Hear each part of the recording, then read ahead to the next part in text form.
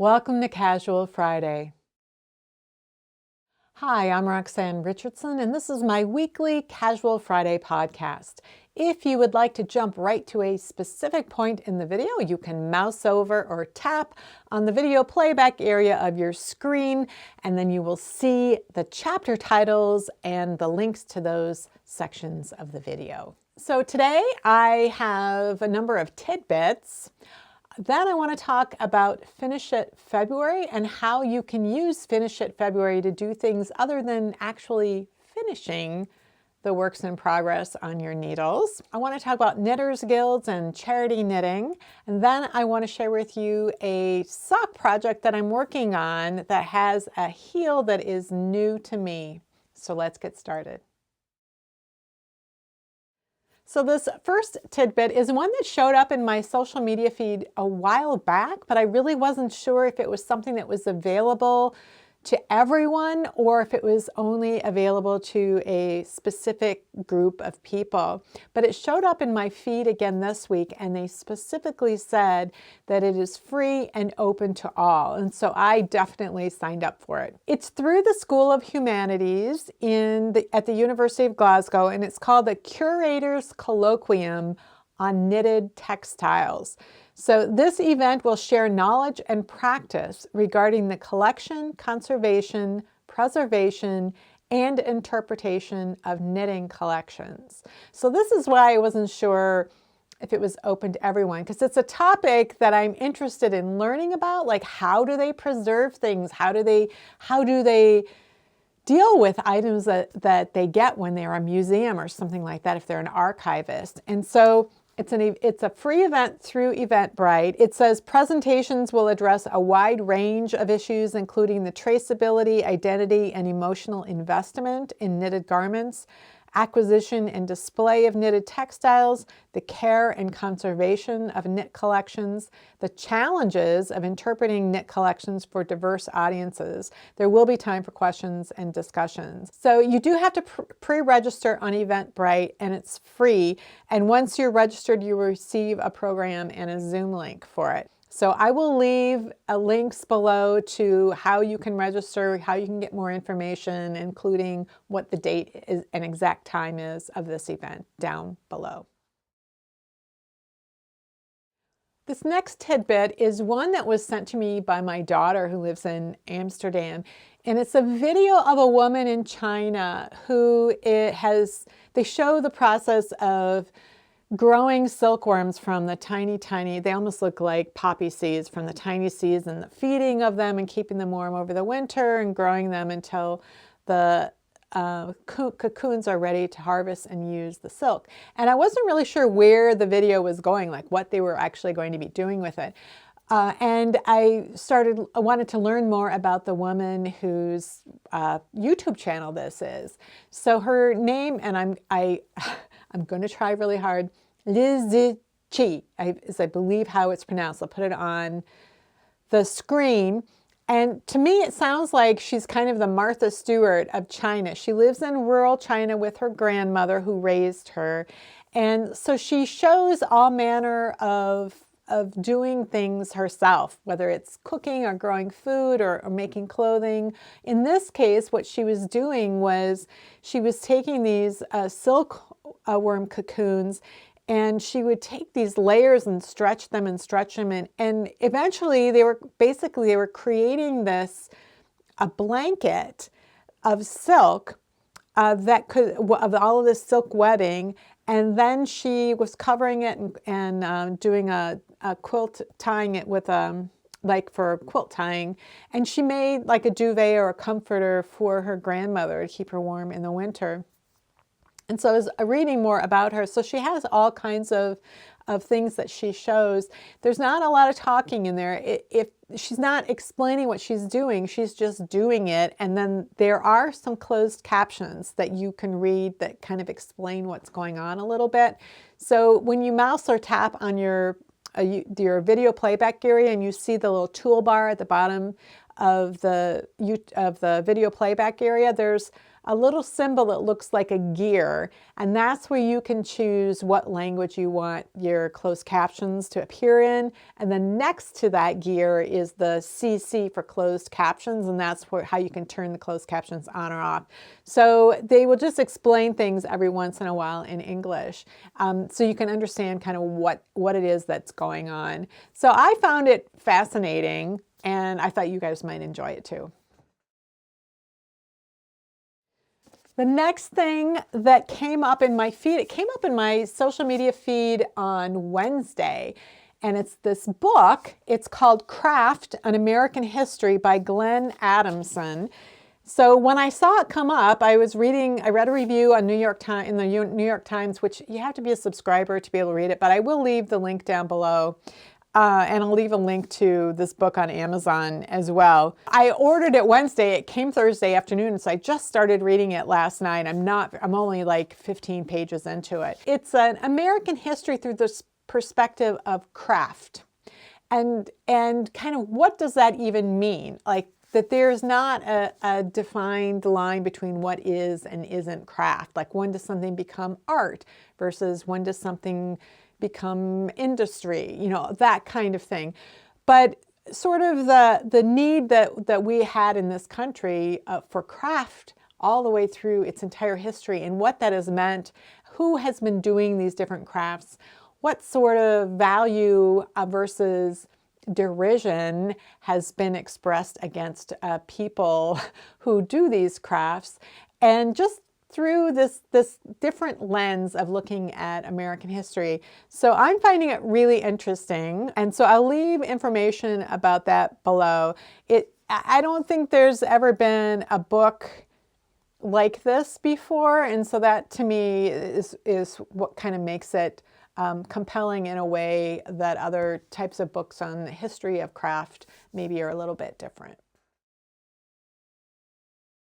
So this week on Wednesday, January 20th, was the inauguration of Joe Biden as the President of the United States. And so as the events were going on, being televised, because I have so many people in my Twitter feed who are fashion historians or knitters or people who are just interested in textiles, there was a lot of conversation going on about the coats people were wearing, you know, what you could actually see, because this was taking place outdoors in winter and it was cold and everybody is wearing coats. So they're talking about the colors people were wearing and all kinds of things. In the evening, they had this sort of more formal event, but it obviously wasn't the sort of inaugural ball that they would have had during normal times. But Jill Biden, Dr. Biden, was wearing a white wool coat that around the hem was hand embroidered with each state flower from all 50 states. And then the dress that she was wearing underneath it had this sheer chiffon at the top that also had all of the 50 state flowers embroidered. And so they're from the state of Delaware, so the Delaware state flower was right over her heart. Well, I had seen a picture of the coat and that it was embroidered with all the flowers. I'd seen that and I thought, oh, that's interesting. But this morning in my feed, there was a fashion historian who mentioned that there is on Instagram, you can see an explanation of the whole design process for that coat. It was designed and made in New York City. Every flower was hand embroidered by somebody in the garment district of New York City, and each state flower took between 2 and 4 hours to make by hand. It's always the kind of thing that I always wonder, how do you do something like that? So they have quite a lot of information about showing in pictures the drawings that they initially had, and then how they figured out the placement of them using these little drawings, and then the plan for it, like how it was done in the pieces of the fabric, you know, when they were cut out, like so that I think they were embroidered, and then with the idea of where the cutting was going to be done. And then they have video of both going around the base of the coat as well as the bodice. So it's amazing to see it that up close, because it's just incredibly beautiful. So I'm going to leave a link to that Instagram post about this particular coat and all the embroidery that was done on it.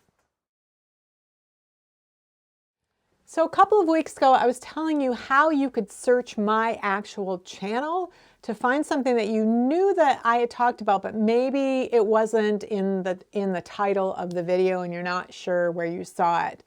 And I explained that if you are using a browser like Chrome or Safari, something like that, and that's how you are accessing YouTube, then you will have the ability to search my actual channel.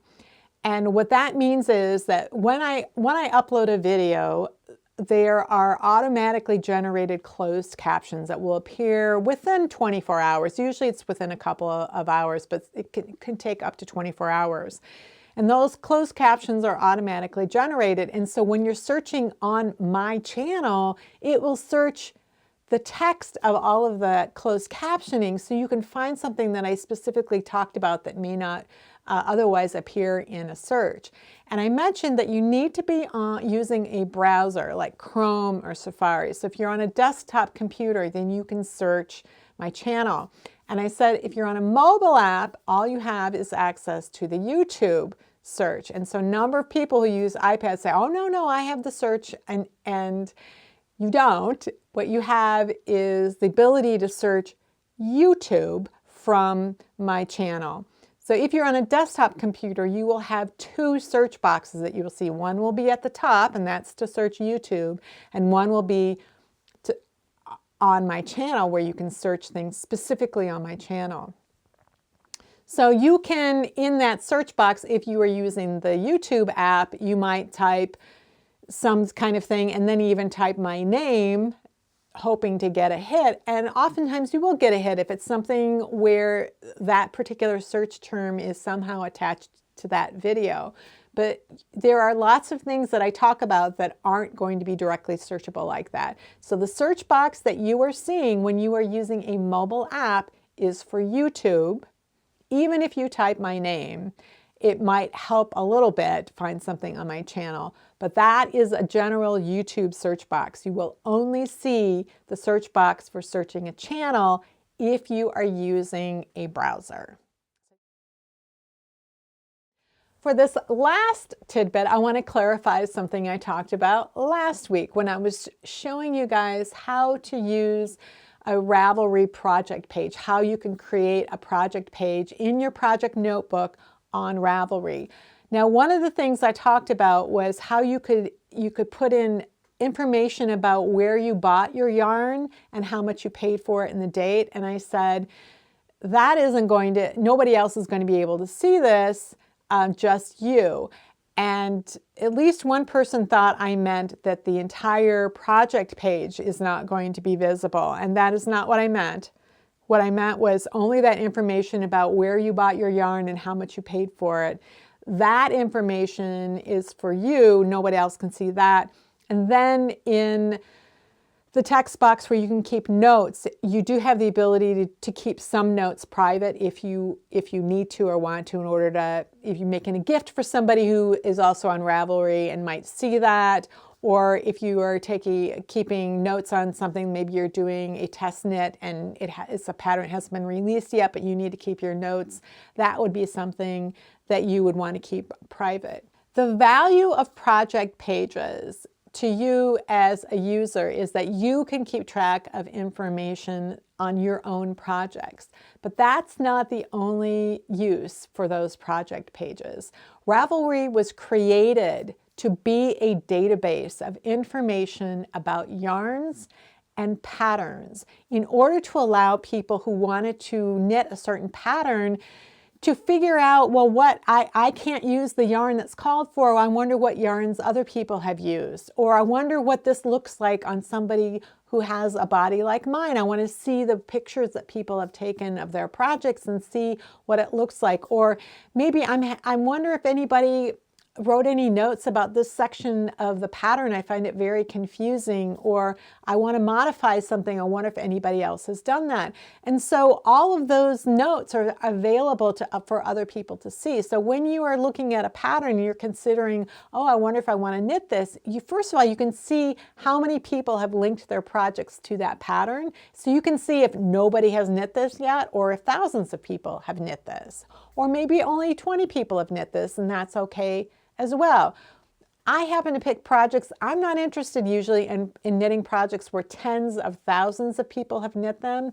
That is less interesting to me, but other people will find that more reassuring.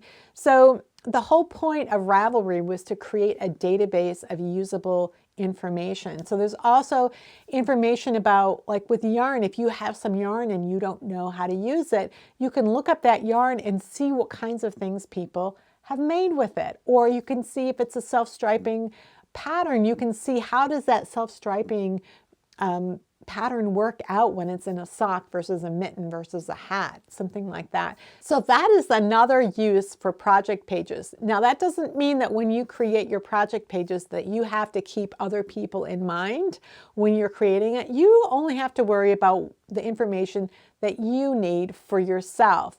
But just keep in mind that somebody else really may find that to be useful at some point in the future. So every year in February, I do what I call Finish It February. And I've been talking about this for the past couple of weeks and even for the past few years. Every February I do a Finish It February. What I usually share with you is how I approach it, but I also like to give you ideas about how other people approach finishing their UFOs or unfinished objects, especially when they start to feel a little overwhelming. And if you start to have feelings of guilt when you're starting something new, this is a way that you can give yourself a structured time period, a limited amount of time to work on unfinished things. So one of the things that I do when I go through and I evaluate my unfinished objects is I look at them, do I want this? If this were finished today, would I even use it? Do I like it? Would I enjoy working on it or not? And so for me, it's, am I done with it or do I want to finish it? So when I say, I'm done with this project, I don't rip it out. I don't do what we call frogging, which is rip it, the sound a frog makes. I don't rip things out. I just put them to the side. And to me, that yarn or that project is available to me in the future if there's something that I might want to use it for. But often, the knitting is very nice and I have no reason to want to rip it out. So I just leave it as it is, but I am done with it. I don't think of it as something that's on my needles that I need to have any guilt about. But that's not what everyone else wants to do. Some people will look at something and say, I don't want whatever this was supposed to be originally. What can I do with it instead? And they will want to finish it in some way. They will want to turn what they've knitted into something else. So in my Ravelry group, I have a Finish It February group and people are already talking about some things they're going to be working on, and some people have started already. And one person has taken 2 stranded colorwork sweaters that they've started and weren't going to fit right, and they didn't want to rip it out. They didn't want to reknit it. They wanted to somehow use it, and so they've been finding creative ways of using those items. If you've been on social media at all in the past couple of days, you've seen pictures of Bernie Sanders at the inauguration in his big parka, sitting with his legs crossed, keeping warm, and he had these big mittens on his hands, and they were obviously knitted or made from knitted fabric. And so people were searching, where these came from, what's the origin story. So I'm going to leave a link down below to an interview with the woman who created those mittens a couple of years ago. She's a school teacher. She teaches 2nd grade, and her daughter was in preschool. And so one year Bernie Sanders' daughter-in-law is the director of that preschool. So one year, this teacher made gifts for all of the teachers at her daughter's preschool, and she made these mittens, and they're out of, she just takes old sweaters and she turns them into mittens, and then she lines them with polar fleece that has been made from recycled plastic bottles. And so that's kind of why they're so big. So they're made with kind of partially felted sweaters, so that makes the fabric a little bit firmer and more wind resistant, and then they're lined, and that makes them even warmer. So I was looking around, I thought, oh, that's an interesting idea. I wonder how they're done. And so I started looking for patterns or videos. I found a couple of videos. Both of them were made more than 10 years ago. And one of them mentions that she has the pattern on her website, but that website doesn't exist anymore. Instead, she has turned her pattern into 7 sizes from like infants up to large adult into a PDF that she sells on Etsy. Then there's a WikiHow tutorial that explains really well how to construct and how to put these things together, but has terrible instructions for how to create the outline to begin with. So I finally found a website. They had a guest blogger on that website. I think it's called makeanddocrew.com, and I'll put a link down below. And so they had a blog post about how to do these, and you could get a free pattern. You have to sign up for their newsletter in order to get the password to have access to the free patterns, but you could also unsubscribe from their newsletter as soon as you wanted. There's 2 pieces for creating the palm. There's a piece that creates like the bottom half of the palm and 1/2 of the thumb. And then there's a piece that creates the top half of the palm along with another piece of the thumb. So you have the bottom half of the right palm and you have the top part. So the 2 thumb parts get sewn together and they become an actual tube. So that forms the palm of it, and you can use 2 different fabrics for the 2 different sweaters or whatever to create these 2 different pieces. And then you have the back of the hand as well. And so you do that. And then the idea is you cut off the sweater cuff and you sew that to the other pieces, and it's a whole process. It's really ingenious. So I will leave some information below, but what I thought what intrigued me about that when I was reading about it, and they were talking about, well, throw the sweater in the wash to kind of slightly felt it to make it, firmer. What that will do is allow you to cut it out without it raveling. But it got me thinking about all of these, not all of these, I have a couple of sweaters that I never intend to finish that are only partially made. And I've never wanted to rip them out because the knitting was nice, but I also never had anything I wanted to repurpose them for. So one of them is from a kit I probably bought 25 years ago. I was at this yarn shop and I saw this kit for this multicolored sweater for a man, and I thought, oh, I'm going to make that for my husband. It's not something he would want. I knit the back. It's big and it's colorful. And he didn't want it, and I wasn't going to finish it. It was too big for me, but I wasn't going to rip this out. And so I just kept it for 25 years. So that's something that could potentially be turned into mittens. And then even longer ago, probably 30 years ago, there was a friend at work who thought he saw something I had knit, and he's like, oh, would you knit me a sweater? And I was like, okay. And then we picked out the yarn, and he's a tall guy, and I got up to the underarms, and I was like, oh my God, I'm so bored. And I never finished it, but I wasn't going to rip it out. So it's this Norwegian sweater. It's got all this color work, tons of fabric, and it's been sitting there for almost 30 years. And I thought this, again, is something that I could turn into mittens. And they would be mittens that would be useful in Minnesota. I love knitting mittens, but they are not what I wear here in Minnesota. They're just not warm enough. Even thrummed mittens, which have a lot of unspun fiber that you knit in with it, and so it creates all this big fluff on the inside of the mittens. Even those, for me, are not warm enough on their own. I wear them with some kind of a glove liner and then a hand warmer if I'm going to be outside for any length of time. So that's always a problem in Minnesota, is how can you make something warm enough?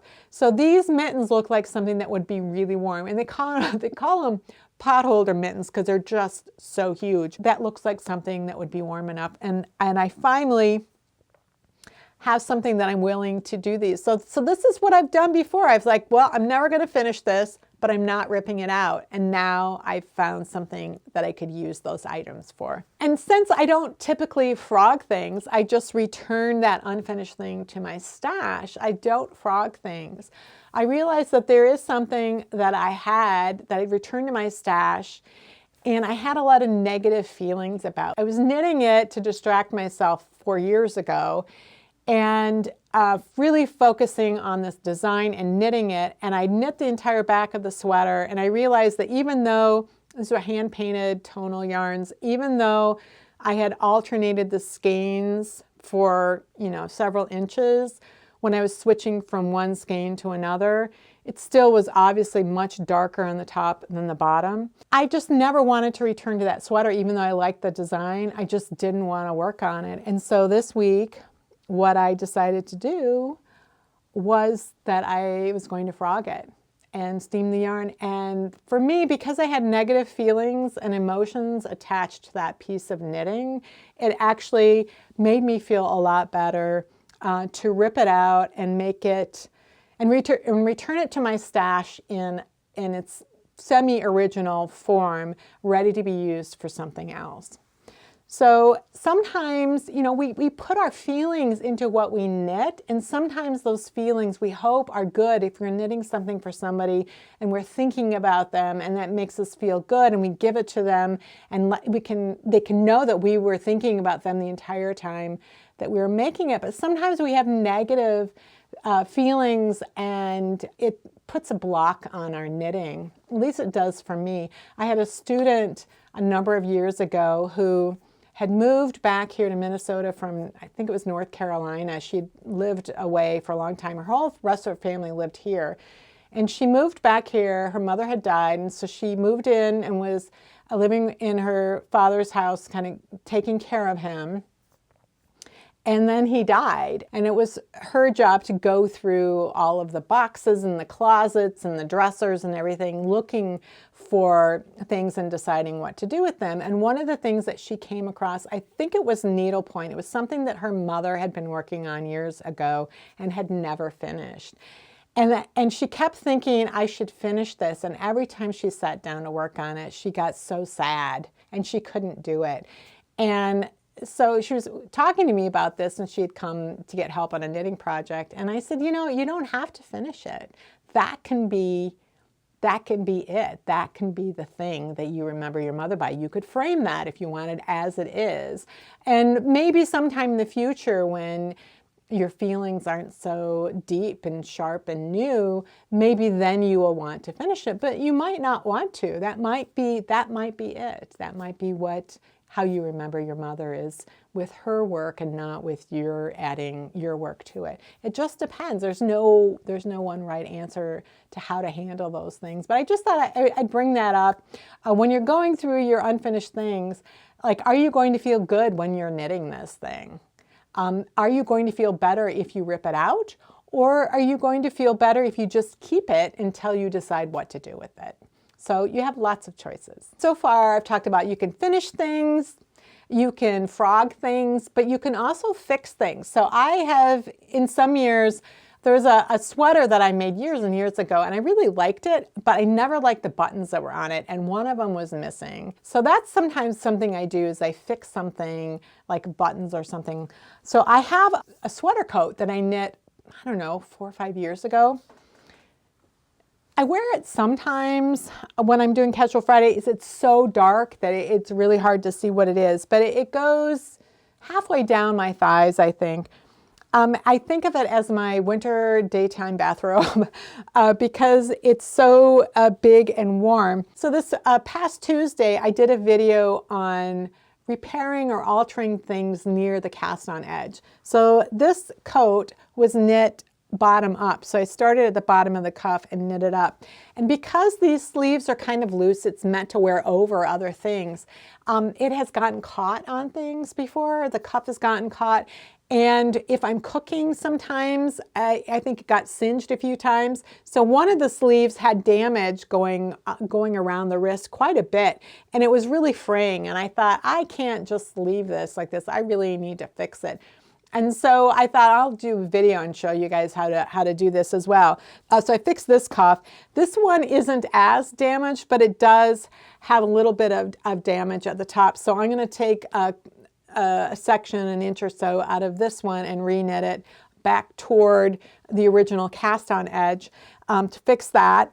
And then the other thing about this is that because it doesn't have any buttons or anything, it just kind of hangs open. And so if I'm standing outside, if I'm using it as a jacket, I have to hold it closed. So one of the things that always bugged me about it was that I didn't have a way to close it. So a few weeks ago, I still have some of the yarn left. I bought that yarn like 25 years ago, intending to make a sweater for my brother, who's like 6'3", and I never did. So I thought, oh, what could I make for myself? I made this big coat. I still had yarn left over. So I made myself a belt for the sweater. And then the next thing I need to do is I want to do some belt loops. I'm going to attach some belt loops on the side. And that way when I wear it, I can tie it and keep it closed if I need to. So that's one of the things that's kind of been ongoing for a couple of weeks. And if I'm not done with this by February, it will certainly be something that I do. I'll do a Fix It February item for one of my things that I do. This week was like the most fun knitting week I have had in a long time. And it's the middle of winter. In normal times, I wouldn't be going very many places. And if the weather was really bad and I did have a knitting group that was meeting, I may or may not make it depending on what the conditions were like. So I'm used to not really going much of anywhere in the winter. But I didn't realize how much I was missing social contact. And because in the past 10 months, of course, we've had a lot less of it, and gradually you kind of get used to that. And it's just like, well, I guess this is my life now. It's kind of how I was thinking of it. So our Knitters Guild has done a really good job of creating a Zoom versions of our monthly programs. And one of the things that we have found in particular that has been great is doing them in the winter. And what it sounds like is that in the future, even when we can have in-person meetings, that the winter might be a time when we do the programs via Zoom. And another advantage of these Zoom programs is that people in what we in Minnesota will call the outstate area, and that means people outside of the metro area. That's called outstate. And then, but also we have members who are out of state, so they live in different states. Those people have been able to take advantage of our monthly programs. So there's been so many advantages that have come out of having these programs on Zoom that we've learned a lot about, making the Guild more accessible to people who live outside the metro area. But one of the things that hasn't been able to be replaced was the actual in-person social events that the Guild sometimes put on, like for Worldwide Knit in Public Day, for example, which is usually, I think it's like the second Saturday in June every year. We used to, get together in different parts of the metro area. They would do something with our baseball team. We have a professional team called the Minnesota Twins. And so they would buy a block of tickets and they would have Stitch and Pitch one day. And so you could get a ticket for that if you wanted. So they had different kinds of social events. And then there were different opportunities to let people know about the Guild and represent the Guild. So I often volunteered for those, whether it was at the state fair, at the booth that the Guild had, or some other event that was related to sheep and wool and things that we would always have a booth, and I would try to sign up for that and get to know, let people in the public know about the Guild. So that has been missing. So what they decided to do was try out just having a social knitting group via Zoom, and we did it for the first time on Sunday. They really weren't sure how many people were going to show up. If it was a ton of people, there's an ability in Zoom where you can create breakout rooms so you have a smaller number, and so it makes it easier to chat with people. And especially when there's no program, nobody is speaking, you want to be able to chat and share with people what you're working on and see what they're working on. So we had that on Sunday, and it was like 2 hours long. And I think there were about 20 people showed up. And when that ended, I realized like I was on this giddy post-social knitting high that I have not experienced in so long. I felt wired up. It was like when I used to teach at the local yarn shop and I'd come home at like 8 o'clock at night and I'd be like wired up because I was so happy from having spent 2 hours with knitters talking to them about their knitting projects. Two of the people who were in there were people who watched my channel and came to join my Ravelry group. And when I saw they were from Minnesota, I was like, oh, are you a member of the guild? And they're like, no, and I don't think that's something I could be in, type of thing. I'm like, no, it's for everybody. It really is for all levels of knitters. So most guilds, most local guilds, usually have two functions. One is educating knitters. And so that's what monthly programs are about. And oftentimes they'll host some kind of spring or fall retreat or spring or fall classes or something. Like our guild in April has an event called Yarn Over, and it's all weekend long, and we bring in teachers from all over the country, and there's a whole marketplace. It's a huge deal. And it's really fun. So we have our monthly programs, and then we have that event. Other guilds are very similar in that way, but another function that guilds have is charity knitting.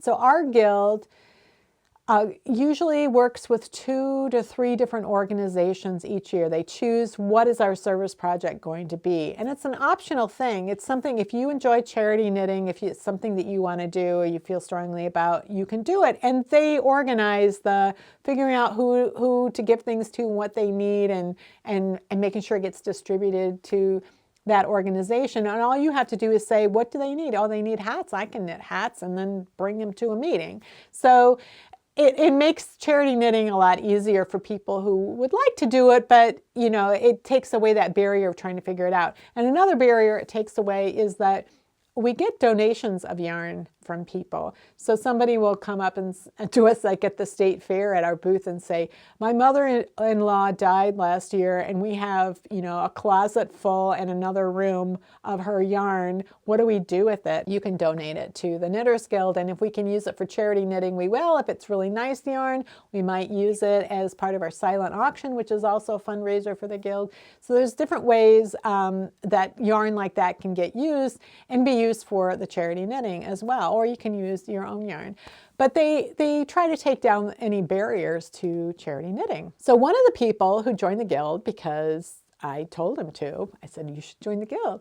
He already knew about the Textile Center, and he was really happy that I had talked about our Textile Center on one of these Casual Fridays.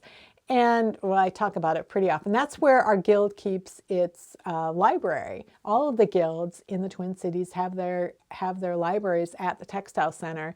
And because if you are a member of the Textile Center or of one of the guilds, you can check out any book at the Textile Center library. So it's a huge, huge resource for us. So he was at that meeting. Well, he happens to be my local representative for the Minnesota State Legislature. And he was telling us in this social group about a service event that he was organized with a couple of other people in the community in order to have a day of service for Martin Luther King Jr. Day, which was this past Monday. It's a holiday. People don't have to go to work depending on what kind of business you work for, but it is a holiday. And so in the past few years, many people have taken that as an opportunity to do a service to their community, because that was Martin Luther King Jr.'s real focus in life, was service. So Scott was telling us about this project. There's an organization called The Link that services homeless youth in the community, and some of them have babies. So the idea was to knit baby blankets that could be offered to them when they were coming into the Link. So he was hoping the people that were organizing, they were hoping to get 20 blankets or so, but it just swelled. So many people wanted to help out, and there was over 150. And so then they started finding other groups in the community who could also take the blankets. So they did a Zoom meeting on Monday to launch that project. So that was really exciting, and I went out and I bought yarn for that, because I have this kind of 2-week period before finish it February. I want to really save my actual projects that I'm going to finish in February. I want to wait until February 1st. I just like the anticipation of it is kind of fun for me. So I had these 2 weeks that I didn't really have any projects planned. I didn't want to start something big. I was willing to start something small that I could finish. So I was looking at what the the requirement was, what it was that they wanted. And so they wanted these baby blankets, and they had some links to free patterns at crochet and a knit pattern, and you could use whatever you wanted. And so I did what I always do. I created a spreadsheet to calculate the total number of stitches in this blanket pattern, and I saw, oh, it's like 15,000 stitches. That's a week's worth of knitting. That's perfect. So I went out and I bought the yarn Monday morning, and then I started it. I'm about a little more than 2/3 of the way done. It's a nice blanket pattern because it's simple, but it's not just garter stitch, which would just drive me insane. Alternates stockinette squares with garter stitch squares, so it looks like it's woven like this. And so it's 5 blocks across and 7 blocks high, and then it has a seed stitch border going all around. So it's not too bad to knit, and it's, you know, it's getting to the point where it's starting to get like a lot of fabric, but this is one of the problems I have with blankets, is that when they start getting big, then they get cumbersome, and I don't want to work on them anymore. But a baby blanket is small enough that when it's getting to that point, it's going to be done pretty soon. I'm usually pretty careful about my blanket projects because that was one of the things I was worried about. Would I start this and then not want to finish it because it would get to be too cumbersome? But this one is not bad at all. So it's pretty fun, and I'm pretty happy to be able to fill this time period up between now and finish it February with something that is will help my community and fill my time, and will also bring me some pleasure. On Tuesday, though, the knitting Zoom meetings were not done. That was our monthly guild meeting, and because it's January, they were talking about the organizations that our guild was going to knit for this year. And so there was 3 organizations, and most of them are providing hats and mittens. One of them is called like Hats for the Homeless, and one's just called Hats and Mittens, and the other one is an organization in what, again, we call the outstate area, somewhere up north. And it's like group homes, an organization that services adults with developmental disabilities. Each of these organizations has sort of overlapping needs, but also needs that are unique to them. So the Hats for the Homeless, it's a lot of homeless men are at shelters, and so the idea is hats that are in somber, like neutral colors that don't draw attention to them. And then you have the Hats and Mittens, which goes to people of all ages, but a lot of times it goes to school kids. And the idea is that they bring these and the kids get to pick out what they want. And so that organization also takes donations, and then they use that money to just buy like waterproof mittens, which is an important thing here in Minnesota. A lot of hand knit things as well. And they said that a lot of times those are the things that the kids pick first, are the ones that are hand knit. The organization that services the adults with developmental disabilities, their needs are sort of the brighter the colors, the more appealing it's going to be for the people that they serve in their community. So it really is going to be a nice balance of all kinds of things. But what it made me realize is I have bins, a lot of bins that fit in these cubes in this kind of shelving. I have a whole shelving system over here that's filled with just cubes. And one of them is full of mittens. Sometimes there's just one of them. And one of them has got a ton of hats in them. And I just keep them because I love making hats, but a lot of times it's just a sample or it's an idea and I don't have anybody to give it to. And I realized, geez, I could go through this and there's probably quite a few hats and pairs of mittens that I could donate to one of those charities.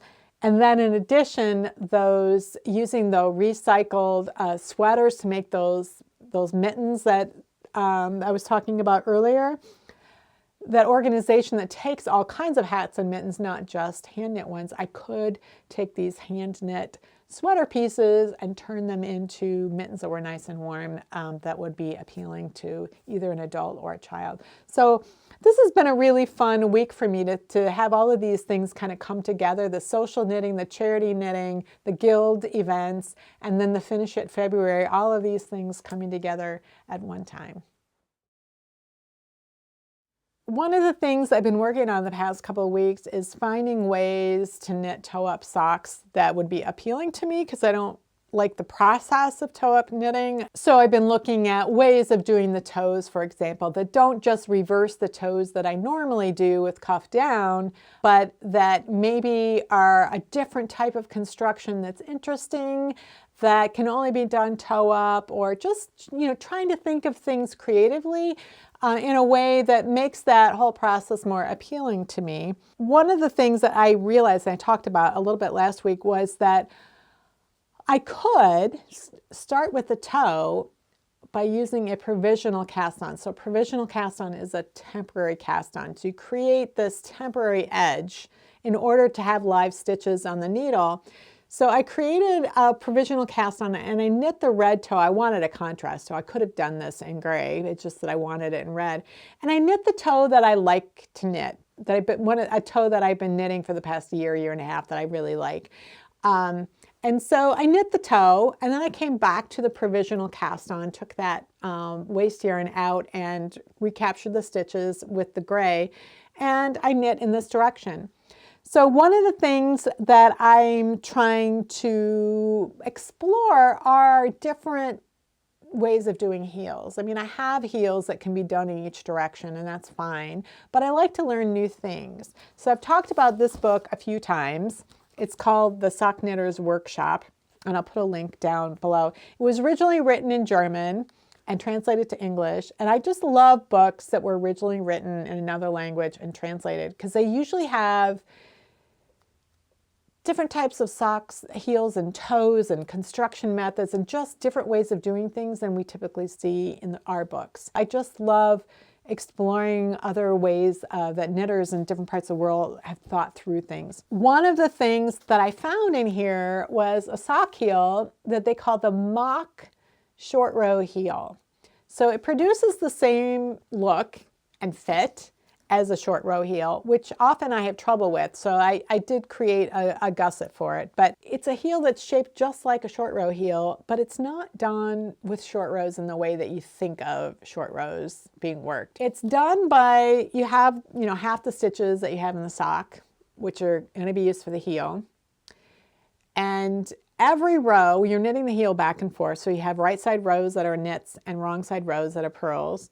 So every row, regardless of right side or wrong side, you knit the first stitch, and the last two stitches you do a knit two together. And so that produces a garter stitch edge, because when you're on a purl side, you're going to still knit that first stitch and still knit two together at the end. And they call it a beaded edge. So it creates those little garter stitch bumps on the edge. So the actual rows you're working are shorter and shorter, but that's because you have fewer stitches. And so you get down to that center number of stitches that you would have for any short row heel. And they have you work 2 rows back and forth just across all of those stitches, slipping the first stitch of each of those 2 rows. And then you start working your longer rows. And you do that by always slipping the first stitch of the row. And then after you work across all of the stitches, you pick up a stitch under one of those beaded edges in the garter bump. Now this was something I had to kind of play with and study their photographs and figure out how they were actually doing it, because the way I would normally pick up stitches on a garter stitch edge didn't seem like it worked as well when you're picking up under or through an edge where those 2 stitches had been knit together. So I played around with it a little bit. It makes it easier. If you're the kind of person like me, one of the reasons I don't like short row heels, because the turns are right next to each other, which works okay when you're doing the first half of the heel, but when you're working the heel longer and longer and you have all of the stitches on the needle, I don't always work far enough, or I work too far. I just don't like it. This makes it a lot easier, and it just seems like it could be really appealing to people who have trouble or struggle with short rows. And if you're doing the pickup correctly, you don't get any holes. And that's one of the things I talk about in here, is you don't get holes the way you can in a regular short row heel.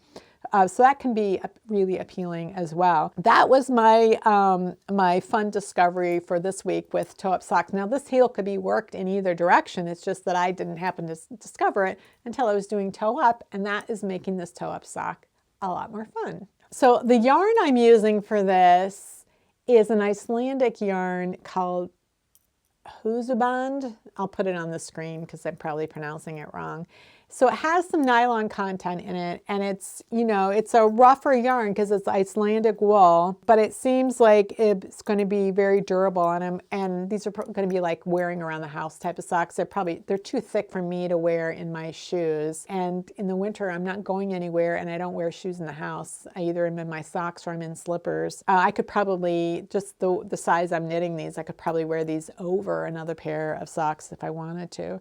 So I'm exploring the yarn, interesting to me, and exploring this new heel and some construction methods. And so it's been a lot of fun for me.